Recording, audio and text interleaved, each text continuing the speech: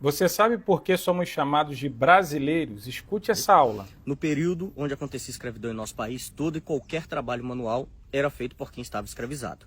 E trabalhos manuais são normalmente denominados com palavras que terminam em sufixo eiro.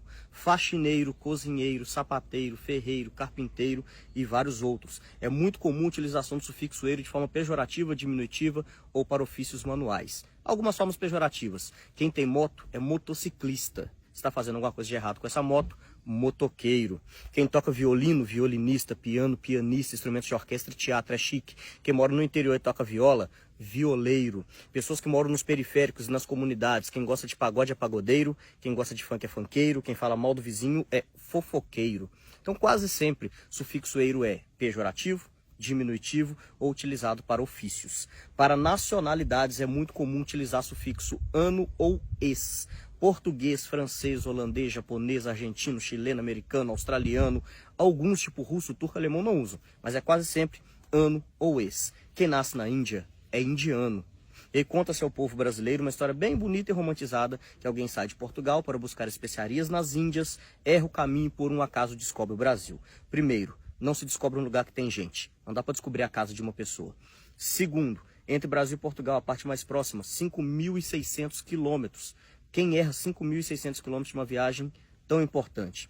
Terceiro, em 1494 foi assinado o Tratado de Tordesilhas, dividiram o mundo ao meio. Onde fosse colonizado, metade é de Portugal, outra metade é da Espanha. Se dividiram em 1494, em 1500 sabiam da existência. Vieram tomar posse de uma terra que tinha nome Pindorama, palavra do Tupi-Guarani, que significa terra das palmeiras, palavra essa utilizada dentro dos navegadores, porque Pindorama já era rota de comércio, e era rota de comércio porque tinha gente. Mas nessa história bonitinha de ir para as Índias, chamam as pessoas de Pindorama de índio e indígena. Quem nasce na Índia é indiano, não é índio, muito menos indígena. E no nosso vocabulário, a palavra índio e indígena tem formatos pejorativos, e esses formatos foram utilizados no período de colonizações, mas foram apagando e escondendo isso de nossa história. Prefixo in, ausência ou negação. Impossível, infiel, infeliz, incompetente, inconfidentes, que é uma palavra bem de ouro preto. Indígena era, não é mais, não gente. Inclusive tem outra palavra muito parecida no vocabulário. Indígena e indigente. Só muda o final dessas duas palavras. E índio, em ausência de o Deus, ausência de Deus, por isso era necessário catequizar.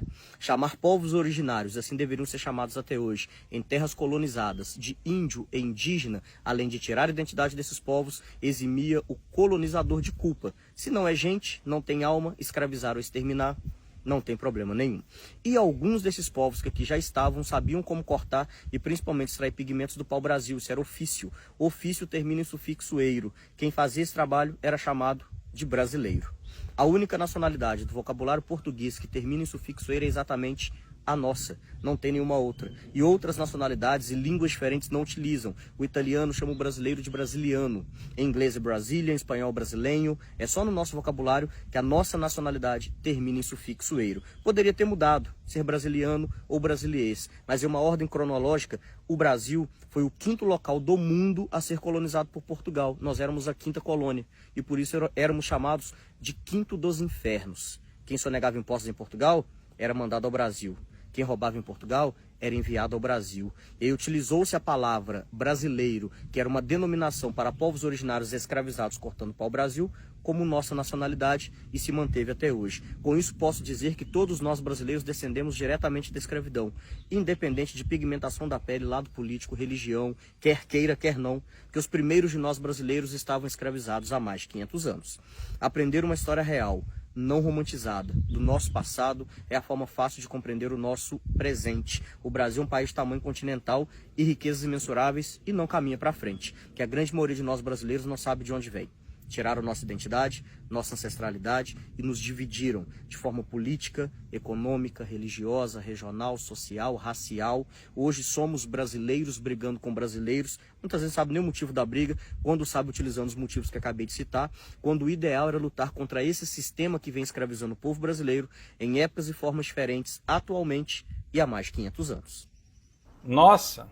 Uau! Uma verdadeira aula que o David trouxe para todos nós. Eu super recomendo estar aqui a rede dele, lá naquela rede que começa com tique. Ele que trouxe aí detalhes riquíssimos. Eu sabia muito pouco disso tudo que ele falou. A única coisa que eu sabia na realidade era que o nome, a definição brasileiro das nacionalidades do mundo todo é a única no mundo.